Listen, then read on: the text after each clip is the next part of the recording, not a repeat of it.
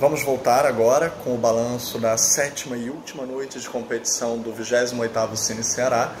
Voltei com a camisa do Belchior, eu acho que para a última noite de competição, com os últimos filmes da competição, não podia deixar, faltar o grande, acho que é a camisa mais elogiada de todas as que eu usei, foi a mais procurada. A gente fez aqui um tráfico de camisas, que a grande, maravilhosa Lenice, do Mercado Central de Fortaleza, nos possibilitou. Ela deixou um bando de camisas, um bando de modelos e vários números na portaria, e a gente só foi coordenando quem estava experimentando quais números, quem estava com qual, com quantas, e pegando dinheiro pra gente tudo pagar ela de uma vez só, hoje inclusive, que foi, digo, incrível. Ela fez por nós, pra nós, e essa fez muito sucesso. Muita gente me pediu e eu tô levando várias na mala porque várias pessoas pediram.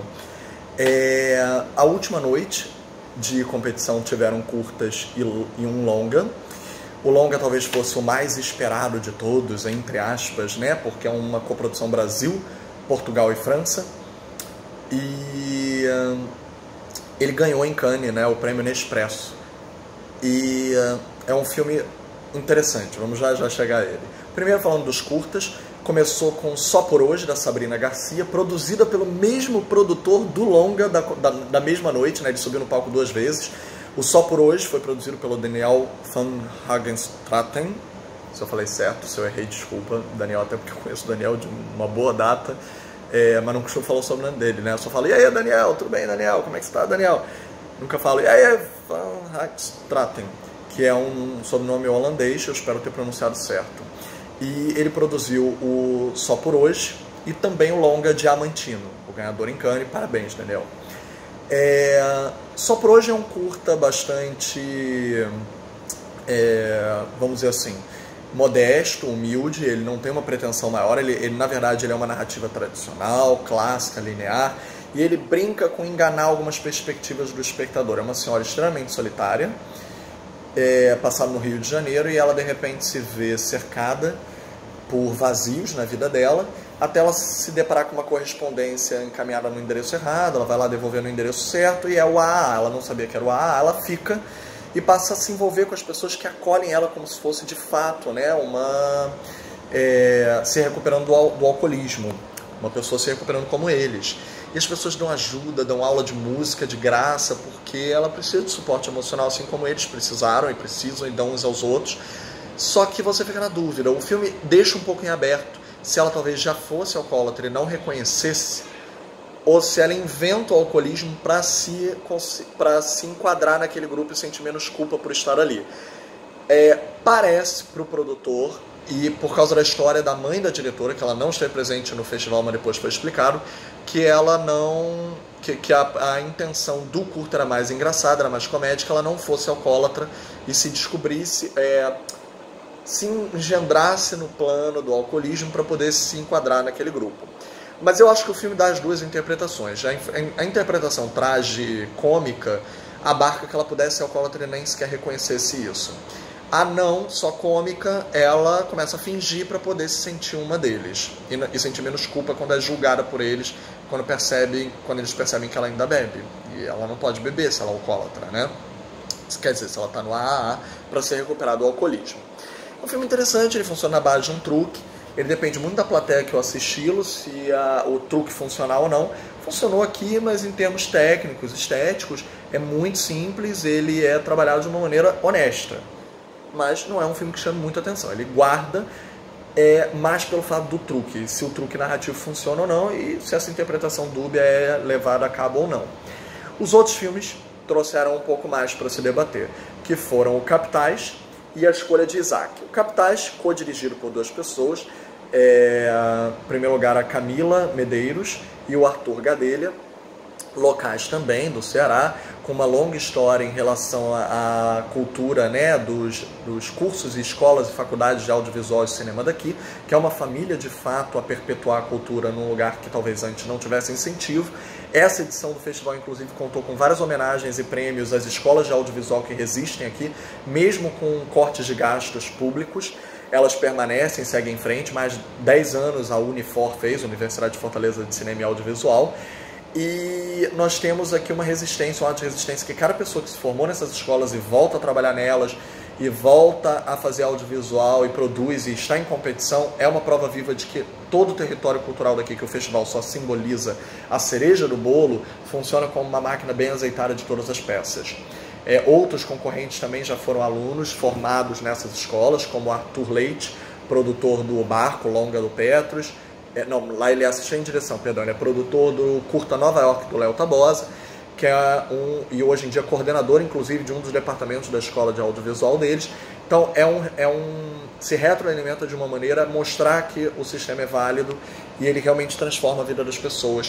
O próprio Arthur fez um discurso na entrega do prêmio de 10 anos da Unifor, emocionado, dizendo que ele não teria alcançado a carreira dele, não teria alcançado a mesma coisa, ou sequer, diz ele, né, alimentado e realizado os sonhos dele se não fossem essas escolas. E o Capitais, ele é o primeiro trabalho dessa dupla, na verdade, de audiovisual. O Arthur Gadelha também é um colega crítico, ele é do nosso meio crítico de cinema, ele é da Acessine, a associação aqui do Ceará de críticos de cinema, um ótimo crítico, por sinal, leiam os textos dele.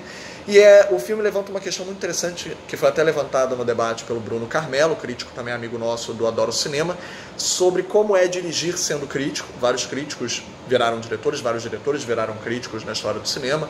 Arnaldo Jabor, crítico. O pessoal do Cinema Novo escrevia muito sobre cinema, apesar de alguns não se reconhecerem como críticos. A Nouvelle Vague, né, o Cahiers de Cinema, toda crítica cineasta, né, Godard, Truffaut. Num tempo recente, Kleber Mendonça Filho é um dos maiores representantes de crítico que se tornou cineasta. Se pergunta ao Arthur se o olhar crítico influenciou ele dirigir ou vice-versa. E a Camila também, por ter se formado também na mesma escola, se conhecido lá, os dois fizeram um projeto que respira a visão crítica de cinema e a experimentação em tentar alcançar um lugar diferenciado. Capitais é um projeto que começou inspirado nas músicas do Belchior, então não à toa nós estamos mais uma vez metalinguisticamente diegéticos. E fala sobre essa solidão e afastamento que nós temos. Mais uma vez, né, falamos do filme anterior só por hoje da solidão da senhora alcoólatra ou não. Aqui a solidão das pessoas nas grandes capitais. E que se alguém tem alguma coisa no apartamento do lado e você vê essa pessoa, desce elevador com ela todo dia, fala oi, ou só acena, você não sabe nada da vida dessa pessoa, ou será que você procura saber? Será que essa pessoa te dá uma fatia de bolo quando ela faz? Ou quando você chegou no prédio, ela te deu um presente de boas-vindas? Será que se ela morresse você sentiria falta? Será que se ela fosse embora você lembraria o nome dela daqui a 5 anos? É uma questão nas grandes capitais, que não é no interior. Todo mundo se conhece no interior. Todo mundo sabe todo o histórico. E nas grandes capitais, infelizmente, não. O filme é tratado com uma delicadeza. Uma pessoa falece no apartamento do lado, logo no início. A própria diretora Camila Medeiros atua como a filha da vizinha que falece. A vizinha nunca aparece. Mas o interessante é que o que é o diferencial do filme que eu gostei tanto, uma inovação que eles fazem, é que quem vira o fantasma não é o fantasma da vizinha que morreu, e sim a vizinha que percebe que deixou o tempo passar e desconhecia seus vizinhos. Ela se percebe e se descobre a fantasma. E isso é muito graças aos efeitos sonoros, que dão uma ambientação de horror psicológico, de quase terror, mas não um terror para assustar, um terror para perturbar e te deixar inquieto e te incomodar do que a gente está deixando passar na vida. O filme termina com um plano final maravilhoso, que eu não vou spoiler aqui, fazer um spoiler, mas com uma fortaleza, numa visão panorâmica gigantesca, assim, vista do alto, muito linda, sobre novas interseções que a gente pode fazer nas nossas prisões de concreto, né, do vazio. É um filme também que trata da ambivalência cromática. Ora ele tem um bloco iluminado, ora ele tem um bloco mais escuro, iluminado, mais escuro, né? Falando sobre quais partes da vida a gente ilumina e quais a gente sombreia e deixa na penumbra para não revelar, para não querer ser invadido ou invadir pelo tempo, pelo desinteresse, pela desagregação, mas é interessante se analisar isso. É um filme muito curioso, é realmente um exercício de linguagem. E o último exercício da noite, também um exercício de linguagem, é o filme A Escolha de Isaac, né, que é do Sérgio Gag, produzido pelo Wellington Darwin, que esse ano já tinha ganho com Inaudito, que é um longa que ele produziu em Tiradentes, o prêmio da mostra do Outros Olhares, Outra Mirada, agora eu esqueci o nome da mostra paralela à Aurora, né, que é a mostra principal de longas, a mostra seguinte, Novos Rumos, Novos Olhares, agora eu esqueci, me desculpa, ato falho aqui da memória, isso acontece quando a gente grava ao vivo. Mas ele ganhou o melhor filme, Inaudito, inclusive era o meu favorito. Eu previ na época que ele iria ganhar, que é um documentário pouco usual sobre um músico. A partir da própria música, a partir da própria feitura de como é fazer a música, através de outras artes. Pintam paredes, por exemplo, ao som da música, como seria pintar uma partitura sonora. É muito interessante. E percebe-se que o Wellington, como produtor, está escolhendo projetos alternativos, com propostas interessantes. A escolha de Isaac é uma proposta bastante complexa, com muitas propostas, na verdade, contidas em uma só. Algumas muito felizes, outras talvez não encontrem a mesma sincronia ou sintonia com todas as propostas levantadas, mas existem várias questões bem interessantes, como, por exemplo, a atuação do Francisco Gaspar, que é o protagonista, são vários irmãos. Apesar do nome, né, a escolha de Isaac e o irmão mais velho ser o Abraão, numa figura paterna, numa figura de Abraão e Isaac da Bíblia, né, do sacrifício de Isaac, quando se pede para testar a fé de Abraão que ele sacrifique o próprio filho, e quando ele vai sacrificar, o anjo segura a mão dele para que ele não o sacrifique. Estava testada a fé dele. É uma coisa bem do Antigo Testamento, né? O Antigo Testamento era muito olho por olho, dente por dente. Isso foi já perdoado com o Jesus Cristo e o perdão do pecado original. O Novo Testamento é muito mais sobre compaixão. O Primeiro Testamento tem muito isso, de uma visão um pouco dura e tomar lá da cá, né? Às vezes um pouco vingativa, até mesmo de Deus, como por exemplo Sodoma e Gomorra. Deus às vezes se vinga dos nossos comportamentos. E nessa história de irmãos, um irmão mais velho paterno, o Francisco Gaspar, ele está paraplégico, tetraplégico na verdade, ele não mexe nada, só do pescoço para cima, numa ótima atuação do Francisco, inclusive, em termos cênicos, corporais, de expressão, porque o rosto tem que ser muito expressivo para o corpo não poder se mexer, até mesmo solúveis, né, líquidas, como por exemplo lágrimas ou a saliva. Ele conseguiu fazer uma morfologia muito interessante do personagem, que aparece de várias formas no filme. Ele aparece numa forma natural, linear, dentro da história que ele é composto sobre o irmão que volta para casa tetraplégico por um acidente que aparentemente quem provocou foi o irmão mais novo, interpretado pelo ótimo ator Ari Clenis Barroso. O Ari Clenis muita gente conhece quando foi revelado pelo longa-metragem Aspirantes, que infelizmente ainda não estreou, mesmo tendo ganho o melhor filme no Festival do Rio há uns 2 ou 3 anos atrás, do Yves Rosenfeld, um excelente filme sobre futebol, inclusive. Que engraçado, né? O nosso país é o país do futebol, do esporte mais querido, assim, pelo país no mundo. E filmes de futebol não dão muito certo no Brasil. Ficção ou documentário. Heleno, por exemplo, maravilhoso, com o Rodrigo Santoro, um dos melhores filmes de futebol que eu já vi. Não entendo, não dá muito certo. E o Aspirantes, inclusive, é um filme pop, que tem uma pegada autoral, que tem uma pegada artística, mesmo no pop, teria uma linguagem para se engajar com as pessoas. Até hoje não estreou. É um filme que eu acho que se enquadraria com as pessoas. Não sei, filme de futebol não costuma pegar, não entendo isso. E o Ari Clenis está ótimo no filme. Ganhou o prêmio, inclusive, pelo papel. Também foi revelado pela Helena Inês, já que o filme não estreia, né, só foi visto em festivais. Ele estava no filme Ralé, da Helena Inês. Filme maravilhoso, libertário, emancipatório, não binário, sobre todas as sexualidades, todos os gêneros, todas as gamas. E o Ari Clenis era filho do Ney Matogrosso no Ralé. Por que eu digo isso? Não poderia sair da água para o vinho, né? Do vinho para a água ou para a lama. Porque no Ralé ele é filho do Ney Matogrosso, o amor total de todos se amando numa convergência multicósmica, metafísica. Vai para um filme sofrido que ele causou, não o acidente que tornou o irmão tetraplégico, e o irmão quer que ele mate ele. Ou seja, eles inverteram a Bíblia num conceito bem original, inspirado num conto. Eu agora esqueci o nome do autor, mas eu vou botar aqui no texto com o vídeo o nome do autor, tá? Para vocês não perderem. Que foi estendido esse conto para esse curta, e ele pede para que o irmão mais novo o mate. Isaac teria que matar Abraão, uma boa inversão. O filme propõe muitas linguagens, porque Abraão, o personagem de Francisco Gaspar, também aparece em telas pretas, em blackouts, performando de uma maneira performática um texto falando sobre Napoleão, sobre figuras opressivas e ditatoriais e autoritárias. Também aparece em outras performances, né, como se estivesse já morto. E tem uma choradeira, aquela figura das choradeiras, aquelas viúvas de cidade que vão chorar no enterro dos outros, de gente que não é familiar dela.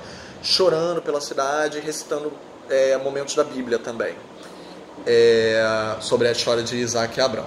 Interessante, a choradeira, por exemplo, eu preferiria que ela não restasse, ela só andasse como se fosse um elemento cênico, visual, mais visual, porque fica bonito visualmente ela andando, mas eu acho que explicitar a história de Abraão e Isaac com os nomes já dados e com a interseção performática reitera um pouco demais, fica um pouco exagerado, hiperbólico, que pode ser também a proposta, a hipérbole, mas para mim eu acho que ficaria mais uma consonância se estivesse menos exposto, menos tão reiterada a metáfora, explicitada talvez a metáfora, mas a explicitação em exacerbação é uma tendência atual, então isso é uma subjetividade da minha parte, uma tendência do Christopher Nolan, que tende a repetir muitas vezes as conclusões dele metafóricas que ele explicita demais, como por exemplo em A Origem, que ele explicita bastante, até que nem tanto quanto em Interestelar, que ele explicita. Depois de explicar o final dele mesmo, mais uma vez, ele vai lá e explica de novo.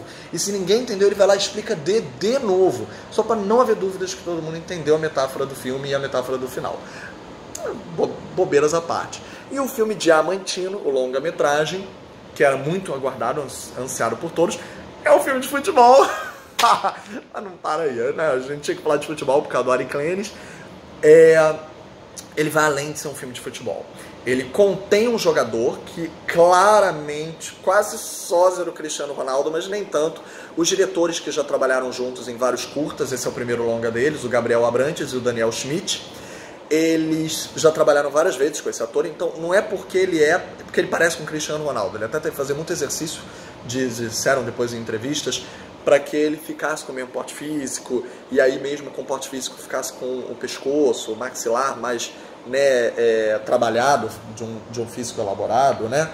E ele fica a cara do Cristiano Ronaldo. Claramente é uma metáfora que o filme se passa em Portugal. Ele é uma coprodução Brasil, Portugal e França, mas ele se passa em Portugal, falado em português de Portugal, até num dialeto específico. E ele vai virando, de um filme de futebol, ele vai virando nonsense, surrealista, naif, porque o truque dele para jogar tão bem, ele entra numa outra dimensão psicológica, em que ele sai dali do campo e ele vê vários cachorrinhos fofinhos no campo, cachorrinhos gigantes, gente, é hilário. Ele joga sem ver os outros jogadores, aí vem a imaginação dele tomar conta do filme, ele joga vendo vários cachorros gigantes correndo com ele em campo com uma nuvem rosa. Ai, gente, é hilário. O filme é hilário. Tem várias cenas de politicamente incorreto, mas que por causa da pegada do naif, eles não são chulos, eles não são pesados. O politicamente incorreto, ele fica com um tom farsesco, ingênuo, porque o personagem é muito ingênuo, ele tem a cabeça de uma criança. Ele perde o pai no início do filme. As irmãs, isso vai ser uma questão para ele, sobre amor, sobre amar. Ele é virgem, inclusive, o que é inacreditável para o Cristiano Ronaldo, mas eles brincam com a sexualidade dele. Ele próprio não sabe o que é sexualidade, ele não sabe o que é sexualidade, ele não tem uma sexualidade pré-definida, ele vai descobrindo conforme vem o filme. Como se a pessoa carreirista, que foi feita para uma carreira de potência, de poder dos ultra ricos, não tivessem, ele especificamente, voltado para o futebol, lobotomizado para uma meta, para ser quase um produto. É metaforizado isso como uma figura pura de um cérebro que não pensa muito, pensa quase como uma criança, de maneira muito instintiva, menos reflexiva, e ingenuamente ele não tem sexualidade, ele não tem outra coisa na vida que não seja aquele trabalho. Quando o pai falece, isso vai levar ele a rever vários conceitos da vida dele, de como ele foi criado. As irmãs gêmeas que é até uma questão, mas depois outras figuras femininas mais positivas vão aparecendo, porque tem muita vilã mulher, muitas histéricas, que é um conceito um pouco problemático. Elas vão vendê-lo para o governo fazer clones dele. Aí o filme começa a virar 007, de espionagem, de ação, e o governo quer usar os clones dele para fazer Portugal usar um ídolo, né, nacional, que perde na Copa no início do filme, ou seja, parece até que Portugal perdeu de maneira metalinguística, né, agora na Copa. Para usar um ídolo nacional para convencer as pessoas a aceitarem o referendo de tirar Portugal da União Europeia. Usar de uma maneira nazi-fascista para Portugal criar um muro. Também tem uma crítica ao Trump, porque o pessoal que está dentro desse plano maquiavélico quer construir um muro para separar Portugal do resto da Europa, porque para Portugal voltar a ser grande como na época da colonização, das grandes navegações. A crítica é válida, tem muitas críticas levantadas aos refugiados que a Europa não aceita, a xenofobia dos imigrantes. tem muita coisa ali que vai sendo abandonada, infelizmente, para ampliar o tom naif, para ampliar a comédia, para ampliar a ação do gênero da espionagem. Tem uma protagonista maravilhosa, que é a Cleo Tavares. Ela é a agente infiltrada do governo na vida do jogador de futebol, como se fosse... Ela se finge de menino. Tem questões de gênero também bem interessantes no filme, mas propostas loucas. Quando ele vai virando clone, eles vão fazendo experimentos nele para clonarem ele também botam um DNA de girino, que é anfíbio, que é hermafrodita, então isso vai mudando o corpo dele. A agente, que é uma mulher, se infiltra na casa dele fingindo ser um adolescente homem, menino, refugiado eu agora não me lembro de qual é o país que é dito que ela é refugiada, um país africano, mas depois ela até diz, não, eu não sou de lá, acho que é dito que é de Moçambique, e depois ela diz, eu não sou de... Quando a gente sabe a verdade, ela não é de Moçambique, ela é de Cabo Verde. Moçambique era um personagem, dentro do filme, infiltrada na trama. Ela é que é a verdadeira protagonista, apesar da trama seguir ele, porque ele é um ingênuo que vai ser manipulado por tudo e todos. Ela é que guia a trama verdadeira, do governo, da espionagem, da infiltragem. Ela vai se voltar contra o governo e ficar aliada a ele. Ela julgava ele de uma forma, por ele ser super rico, e depois ela vai julgá-lo de outra forma e vai começar a entendê-lo e aceitar a ingenuidade dele como uma pureza que tem que ser resgatada no mundo. Ela de espiã, agente secreta, imigrante bem-sucedida, né, vinda de Cabo Verde para Portugal. Ela tem um status, ela tem um cargo de poder dentro de Portugal, mas ela vai se fantasiar de imigrante, homem, vindo de uma situação menos favorecida. Então tem muitas questões. O filme consegue ser bem resolvido, por incrível que pareça, em várias delas, mas infelizmente ele não desata os nós que ele apresenta, e ele vai descontinuando várias dessas etapas. Em termos imagéticos, plásticos, o filme é um primor, gente. Que filme lindo esteticamente. Filme lindo visualmente. Tem um quê de Almodóvar, de exagerado, de kitsch. Tem um quê de Jodorowsky, às vezes, numa sensualidade extremamente colorida, estética, flor da pele. Mas ao mesmo tempo uma sexualidade castrada, porque não é uma sexualidade explícita, não é uma sexualidade exercida. Todo mundo tão virgem ali, quase virginal. Mas tudo funciona, apesar de não ir além. O filme é muito bom, tá? Ele é muito bom, mas ele poderia ser, tipo, um marco dessa década. E por causa de algumas questõezinhas, ele não chega lá, mas muito válido. É um filme para se levar em consideração na premiação, mas eu ainda digo que os favoritos ainda são O Barco e Petra. E chegando por fora, assim, talvez um Senhorita Maria, A Saia da Montanha, e o filme esqueci a nacionalidade dele, gente. Do Justiniano, Gonzalo Justiniano, lembrei. Que é o filme Cabras de Merda. Ele é um filme complexo do Chile, pronto, do Gonzalo Justiniano do Chile, que eu, assim, tenho muitas questões com ele de desenvolvimento. Ele é muito novelesco, mas o público gostou muito dele, porque ele fala sobre a ditadura do Chile em relação à nossa, sobre segredos guardados.